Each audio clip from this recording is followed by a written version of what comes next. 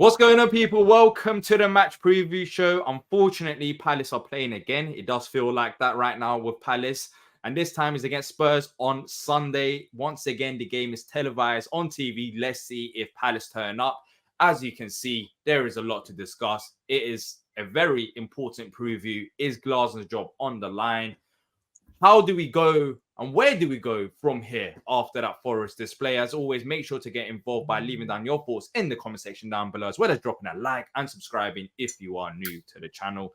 Joined by Nick, Stan, and T. You know what, T? I'll start off with you because we were having our meltdowns before we even started the show, but you were just there sat in silence. I've never really seen you this distraught. Yeah. You done a watch along yesterday, of course. Thank you to you and Alex for that. But it is not looking good. Another defeat against Forest. This one for me, I mean, we've lost games this season, right? We haven't won a single game as well. And this one to me was something else. I was so fuming, not after full time, after that first half. It was simply not good enough.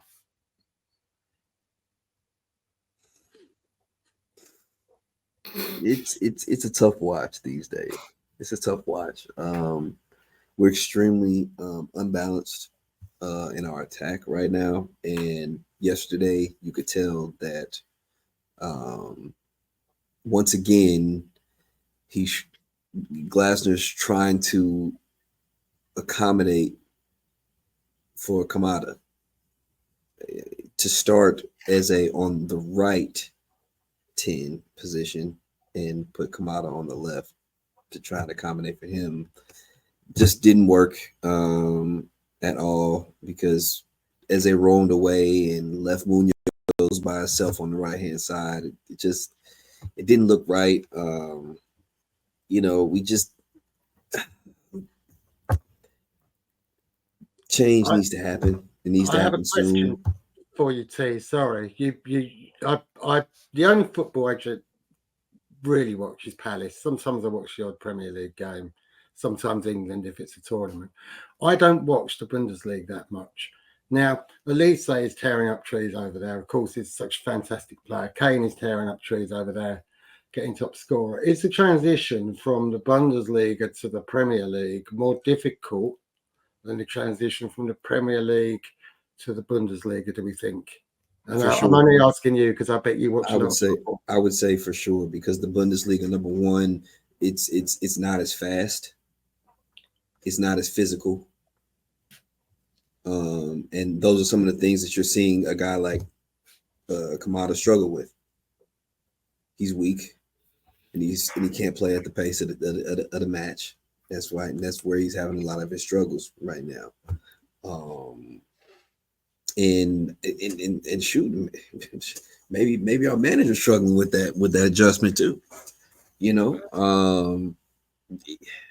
When he had the players last year, he wasn't though. That's the thing. I look, he had the players, but I mean, players tend to make up for a lot of the shortcomings of a manager, and a guy having a guy like Elise, and then like Eze to play with him will make up for a lot of the tactical shortcomings. Am I right? T, I get what you're saying. And there's a whole debate on social media about the board haven't backed this manager. They haven't done this. They haven't done that. And before I say it, I'm not the biggest fan of this board. Everyone probably knows that, right? They've backed this manager. This manager has been backed. Okay, he has. He's got a £30 million striker. He's got Chelsea's best centre-back. He's got Lacroix, who's decent. He's got Ismail Assar, and he's bought some absolute clogger in that played for him in the Bundesliga. That is, honestly, he's one of the worst players I've seen play for Palace in the Premier League era, and I'm not exaggerating. He's weak, he's slow, he can't pass, he can't look up.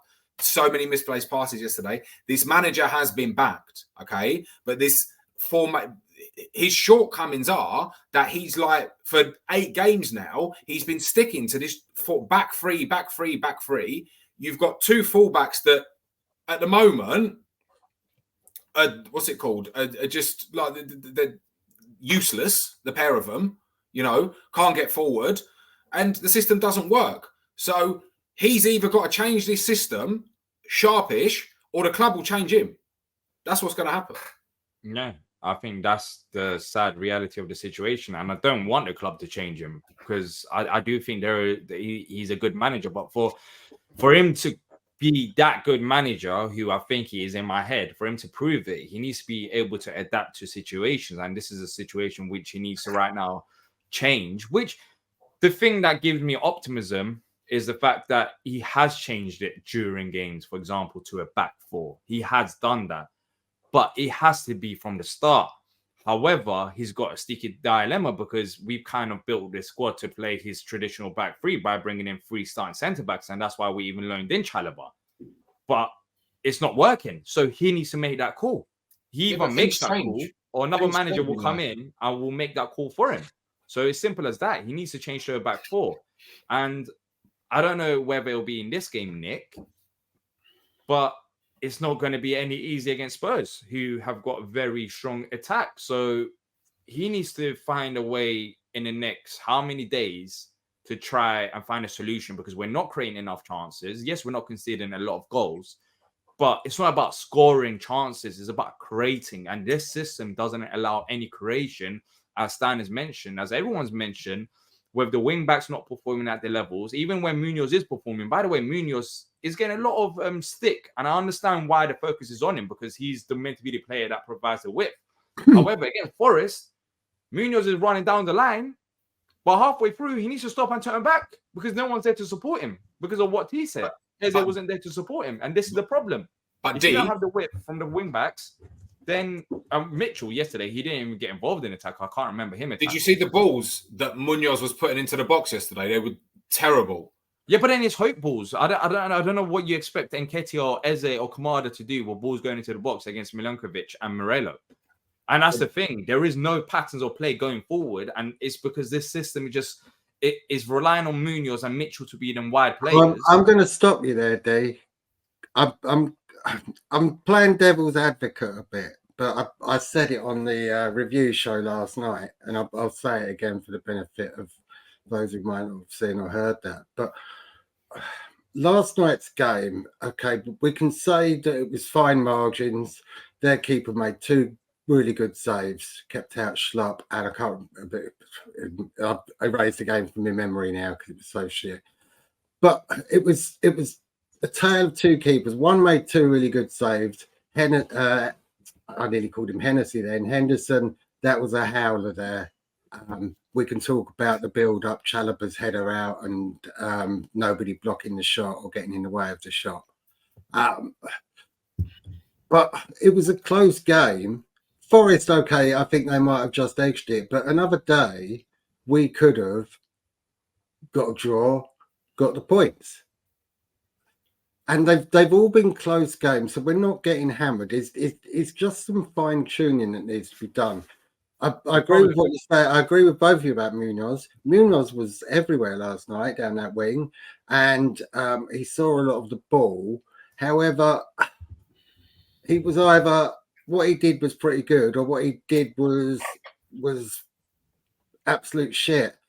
We just want a steady one where it's decent. So not extremes. I'll come back to you on that one. I disagree that it was fine margins. I think we got bullied. We got how many times Hudson-Odoi turned our fullbacks inside out? I can't even imagine. Elliot Anderson, who when he played against us for Newcastle was nowhere to be seen. He destroyed us yesterday. He destroyed us. And Chris Wood, standard Chris Wood, when he was at Burnley, he caused us problems. When he was at Newcastle, he caused us problems. And you know, he continues his streak scoring against Palace.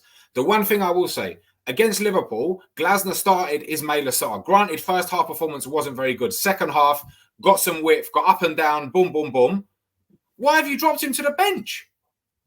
Why have you dropped him to the bench? He's quick, he'll give you some width, he'll cause him some problems. And it's all going through the middle. And honestly... we don't know what's going on in training. This is what I'm saying. Like, no one wants him to get sacked. We all wanted Oliver Glasner to be the manager. He was the dream appointment 6 months ago. Like, he was, right? But you cannot continue playing this system, and this Daichi Kamada, he's got to go. Just get him out of the team. Just get him out of the team. Yeah. He's not good enough. I mean, at the moment. it's unfortunate that we all these games we've lost 1-0. We could have got something out of, and they were very, very close games. So I still maintain that it's just we've been unlucky, and perhaps after the next 2 games, if it's still no better, then yeah, we should be putting our toys out of pram. But we've got to remember that although we want to be able to turn over teams like Forest, and we feel because we've been in the Premier League and Forest, all right, okay, I'm going to call them newbies, but they have won European Cup years and years ago. They are very, very, very difficult to score against. They are. And that's a good point. And so let's not forget that we're not playing Southampton last night, were we? Who were leaking goals? We're playing a Tottenham team that could leak goals. We would have seen these chances taken at the weekend, but Forest are a very, very difficult team to beat, and we didn't beat them. And I'm not surprised. It was just we haven't got a melee in the middle, geeing everybody up and saying fucking get a move on and sort yourselves out. And we haven't got a player who can get on the ball and run with it. Apart from is it Asher came on at the end, who did more in that 2-minute cameo than a lot of the other players did. We look like. Do you know what team we look like at the moment? Do you remember that Villa team that went down in 2016? We look like them. Something stinks in that team. I don't know. We need to look. I disagree with you, Nick, in terms of yesterday's performance. There's been games where it's been 1-0, for example, against Liverpool, and we could say, oh, genuinely, if Eze did bury that chance, it was a good chance, or if we got that penalty, which we should have got, then yeah, we could have got something out of that game. I've been honest about our performance so far this season. I don't think every game has been terrible, despite us not getting results. But yesterday, genuinely, I could feel my heart racing yesterday while I was watching that game. Like I was fuming because I'll be honest. Yes, it was a 1-0 game, and it could have been much worse. It could have been much worse. It was going forward. The shots that we had, it was just a bunch of individuals shooting from long distance and hoping for one of them to go in. How many times did we actually say, look, okay, let's talk about it here. Name me one opportunity. Maybe Asher had it in the last moment where he beat his player, crossed the ball into the box, and no one was there. But how many times did we have them opportunities where we actually got in the final third, knew what we was doing, and actually delivered a meaningful ball into the box? We didn't. It was just hope ball. It was hope ball. You play like that for the rest of the season, especially going forward in attack. You might win the one game, but it's not sustainable. There's no patterns of play. There's no balance in the side. And simply, it was not good enough. So I'm not going to fool myself to say, yes, it was Forest. Yes, they're good defensively. But this team has got players who should be performing better. But I don't think they are performing better because we just simply haven't got the balance in the side. The right-hand side is a mess, which we've not got the balance or not got the mojo. Balance. It's not the yesterday watching that side. Balance thing. I think the balance thing is very important because the fact that the reason why you see us doing what we do with the amount of outside the box shots is because we're not creative. We're not creating things when we don't know how to play in the final third. That's why you hear D saying, it's just individuals taking flash shots from outside the box. I mean, we actually lead the Premier League with shots outside of the box right now. And it's because we're not creating. We don't have balance. We don't have good passages of play. I mean, that whole match, if you were paying attention and watching, every time Munoz touched the ball, they were showing him to the inside. They were not giving him the ability to play on his right foot and play down the line like the way he likes to. It completely nullifies him because as much as we want to talk about Tyrick Mitchell and his ability to only use his left foot, Daniel Munoz is just as one-footed. Yeah, 100%. And when they show him onto his left foot, he's completely ineffective. He does that little fake shot to his right foot and rolls it onto his left foot, and he can't make a pass going inside because his right-footed passes going to the middle of the pitch are no good, and he can't play down the center. Then they moved him over to the left for a little while, which was actually really weird, and then he was completely ineffective. It's just desperation. The reason why they're able to do that and treat the wide man that way and show him onto his inside is because he has no support on that side of the field. He has no one underlapping. He has no one overlapping. He has no support. So they can leave him out on that island and say, here, Munoz, if you want to do something, come on in the inside and let's see what you can do. And he can do absolutely nothing. And it's all and balanced. People talk about Elise. People talk about Elise. Yes, of course, we're going to miss Elise, but it's not just about missing Elise. We're missing that presence on the right player side. that can play with someone to get on the ball and cut inside, which teams will have to think about. And Munoz can look. There'll be two options. What happened last season? Yes, Elise's quality was fantastic, got assists and goals, but we're simply right now. In yesterday's game, we didn't have the option of a player on the right hand side where he's going to be a threat cutting inside, and Munoz is going to be a genuine threat overlapping.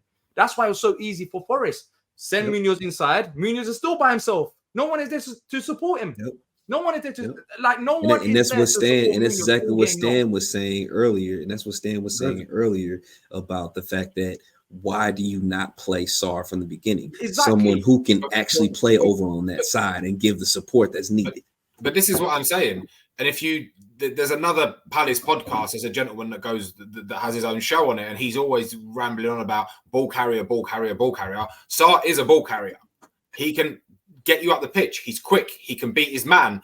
He's a bit tricky, etc., etc. Like that will help. Like that would have helped last night. I'll be honest. The subs as well. The subs were shocking. Like who he took off and who he brought on. Apart from Asher, big up Asher by the way. Love it. Kid from the academy, just did what he could do, etc. Huge as fuck, Stan. Huge as fuck. He couldn't carry on. He'd run himself into the ground, Hughes. And much as I'd like to have seen him be able to carry on in that vein, he did get in amongst it, but he'd worn himself out. Yeah, he took Adam Walton all the way up there, who's injured, and he didn't play him. Adam Walton, get him on a treatment table. Get him operated. Even if he's out till January, at least we'll have a good Adam Walton for the second half of the season. Get him operated and get him fit. Yeah, there's no point. I don't understand the thing with Adam Walton managing him day to day. And think about it, he's a young guy too. He's a young guy too. Like you really kind of messing with the trajectory of a young guy by not doing right by him and just getting the work done that he needs. Treatment that he needs. The treatment that I need. Like literally, it just We've relied on him so much this season. It was the right decision to drop him, but we've got another international break coming up. The thing is, I think because his job is under pressure, he just needs everyone available, and that's the thing. That's my conspiracy. Like that's the reason why he hasn't let Well, I don't think Glaston's stopping the surgery, but that's the thing where it's like a risk versus reward. Right now, Walton would be out for a decent period of time. So even if we have Walton there as like a presence on the bench that we can maybe bring on, or if you can play half an hour, 60 minutes, we'll take that for now because we need results. So you're destroying a young player doing that, man. Like talking about the game against Spurs. Yeah, you're destroying a young player. We mentioned Sarr, we mentioned Walton and a few other players, but for me, forget about the players right now. We need to change the formation. Because having three it's something so simple though. If you just put it to literal logic, you're struggling to create chances. You have three centre backs on the pitch.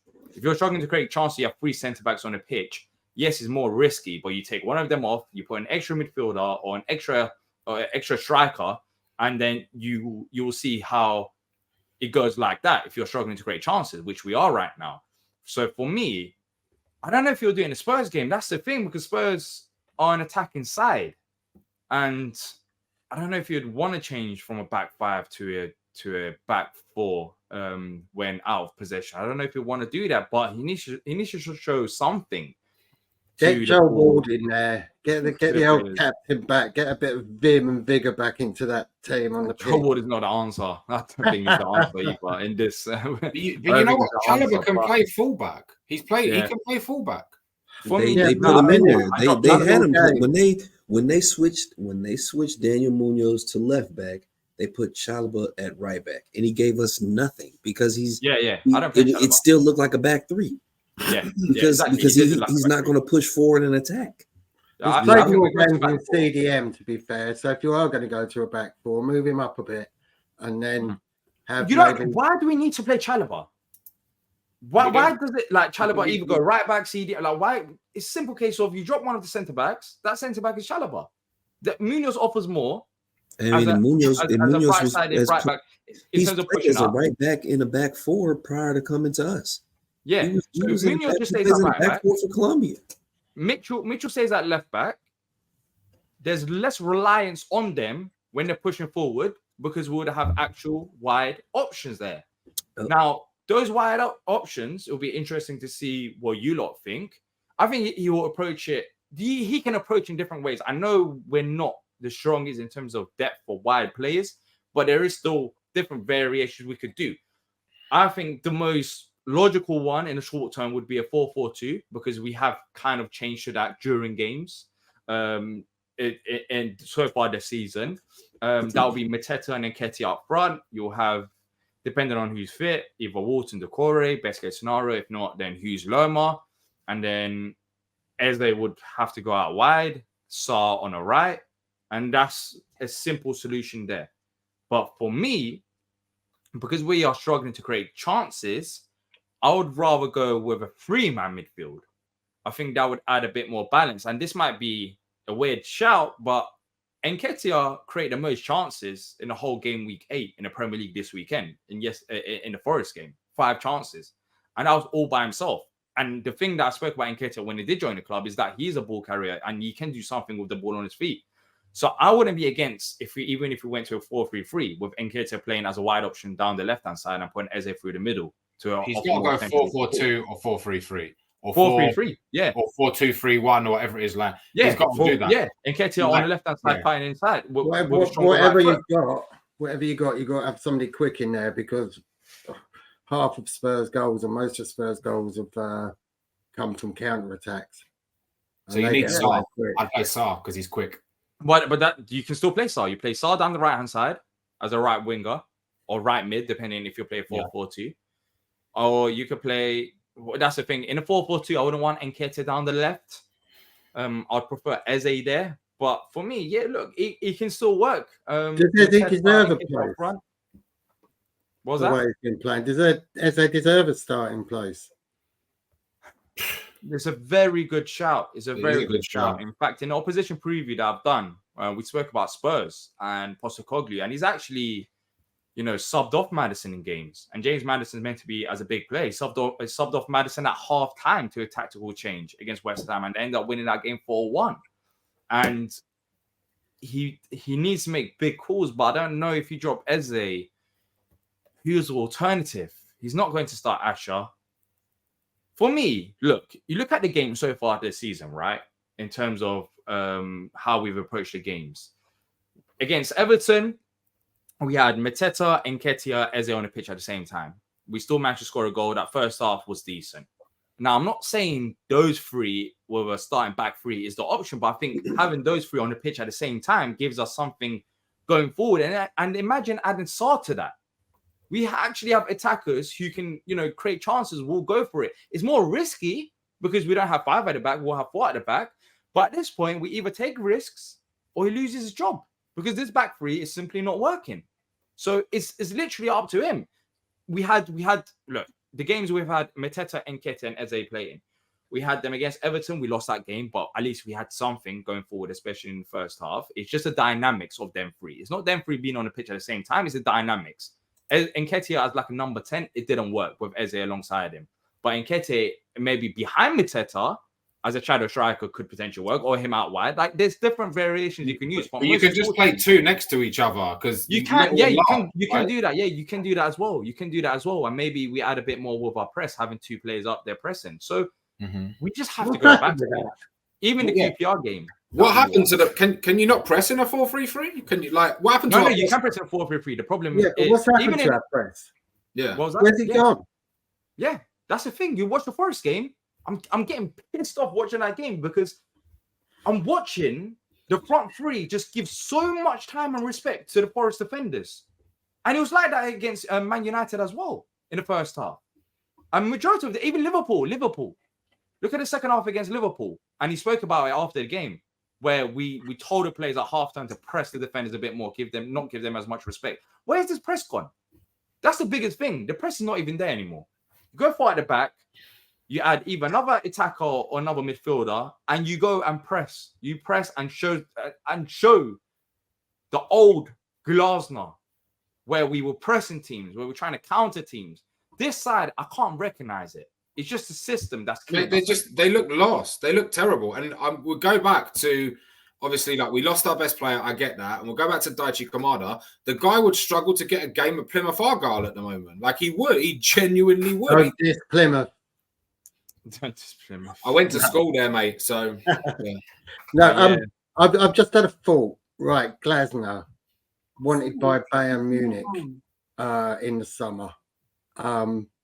Now, number one, somebody needs to turn around to him and say, look, if you want to get somewhere like Bayern Munich, you've got to show that you can turn this around, because you ain't doing yourself no favours, Gov. But the other thing is, didn't he kind of stop managing at Frankfurt once he kind of wanted to go out, and they just went on a really, really bad run before he went? And he kind of not gave up, or am I misremembering? The reason for that is Bayern Munich job is already taken. Yeah, like it's not. But like, where's he? Like, so he stopped managing. He's given up. But like, so the club's gone and bought him players that he's agreed to, 2 of which he specifically requested, on top of a £30 million striker, and the others. So I don't think it's that. I don't think it's that. He just needs to change up. Yeah, you just need to change up. As I've said, there's different variations. You can go 2 up front. You can add an extra midfielder. And yeah, we'll go from there. But any other things anyone wants to add before we do wrap up in terms of maybe changes to personnel? For me, I'll start Sarr. It makes sense to start Sarr in a game like this, especially if you're struggling to create chances. Kamada drops to the bench. I start Mateta as well to offer more going forward. Is Decore back or not? He's back in training, yeah. Yeah, Decore. We'll see Decore. Maybe he could be playing. Walton didn't play this game. Could he be fit for the Spurs game? There's still question marks there, but I don't think this squad is as bad as where we are in the table right now. I think there's more to be proven out of this squad, but we're just not getting the best out of them with this system. As simple as that. But anything else anyone wants to add before we do wrap up? It's going to get worse if he loses this game, right? Sorry? He's not getting sacked if he loses this game, right? I think he gets closer to it. Yeah, he gets closer to it. But yeah, I don't think there's no point even discussing that. I think you don't see him get sacked until after the international or after. Yeah, I think he gets to the international break. If we lose to Wolves, I think he'd get sacked. I think he will get sacked. Yeah, he's very close to it. Yeah. It depends on the manner as well. I think the most important thing that Glazer needs to do right now is he needs to prove that he can adapt. That's the biggest thing he can do right now. If he adapts and there's something about our game and all right, cool, you know what, we can build on that, then I think it will give him more time. But he needs to show that. That we start there. Once he shows it, then we can have the discussions about, all right, would this work? Would this not work? Is it still terrible or not? But he needs to start there, because a stubborn manager is never going to be successful. We've been in the Premier League too long. I've been watching other teams so far this season, and the only other team that comes to my head that adopts a 3 at the back or 5 at the back is Brentford, and that's when they face top sides. They change it up. They go to a back 4 when they face sides on similar levels. They also use their players more effectively. Like Mbuemo's quick. He can cut in, he cut out, he can play forward, he can play wing. We've got maybe Sarr, who's probably not on Mbuemo's levels at the moment, but he could get up there, right? Even Tuchel, for example, at Chelsea, he was, going with the same approach. Eventually got found out. Like 3 at the back is because of most teams, majority of the teams playing 4 at the back, teams can adapt to the situation. If you play different variations before, then it might be a bit more difficult. But this is just turning into Roy Hodgson stubbornness all over again, though, but different formation. 7 at the back, that was, wasn't it? Sorry? That was 7 at the back. 7 at the back, and Wilk Hughes as a 10, right? And he kept persisting and persisting. He got in the bullet in the end. Yeah. What I will say is that the excuses are the players haven't had a pre-season, the business was done late. I think it's beyond that. We're 8 games in. Like, this should, the manager's been backed and he should have sorted it out by now. That's what I would say. Yeah. So, my thing is, Glasner, sort it out. That's all I'm going to say. That's what I will say. But yeah, anyway, we didn't score predictions. Yeah, let's just score. Can you say that a bit more like Ray Winston, Stan? Can you say that a bit more Ray Winston, and we'll send it to him? Glasner, sort it out. Score predictions. But never mind. we will. Well, I don't. I'm as you can see from my face and my tone, I've got no hope against Spurs. Maybe if they offer us something different, then maybe we might have a chance. But chance of what? Chance of what? Let me go first. 2-0 Spurs. 2-0 Spurs. Yeah. I was going to say 2-0 as well. I said that in the opposition preview. 2-0 Spurs. By the way, it's already 1-0 down before we even started the show. We might as well have another kickoff because Son is playing and Son is going to score against us. That's just normal. So you got Van der Ven, He who's going to literally scores every time he plays against us. We're already 1-0 down before the game's even started. In that essence. But yeah, he's not a bad man. I don't think he's a bad manager. He just needs to change. He needs to change. And the only hope that I've got is, even though there were quotes going around social media yesterday, my head was hot. So I was just waiting for the press conference to drop. And when the press conference dropped, I watched it in full. And he did mention Mateta. He mentioned the formation and the system. And he did say, maybe we do need to change it up. And that is the only thing that gives me hope, that he's acknowledged that part. But now it's up to him to change it up. But I'm saying 2-0 Spurs. He's saying 2-0 Spurs. Stan? 3-0 Spurs. Nick? 1-0 Palace, Canada. Because that's how football works. Oh, mate. Let's see. I mean, hopefully. Oh, Nick, you made me laugh at least. Yeah, that's if he starts. I'll be shocked if he does start the game, Kamada. I don't know if he deserves to start. Kamada 90+6. Yeah, 90+6 off the bench. I'll take that. You know what? I'll take a win at this point. Any kind of win, because that's. But yeah, for me, it's the performances. But look, people. Even though it was a Spurs preview, it was like a little vent session. Just letting it all out after the Forest game, wanted to change or not. We did speak about the Spurs game somewhat. But look, it's depressing times right now supporting Palace. But we go again on Sunday. I think a lot of us want change. Hopefully the manager delivers some kind of change for us to look forward to. But if you have enjoyed this, drop a like, subscribe, and let us know your score predictions in the comment section down below. And until next time, up the Palace.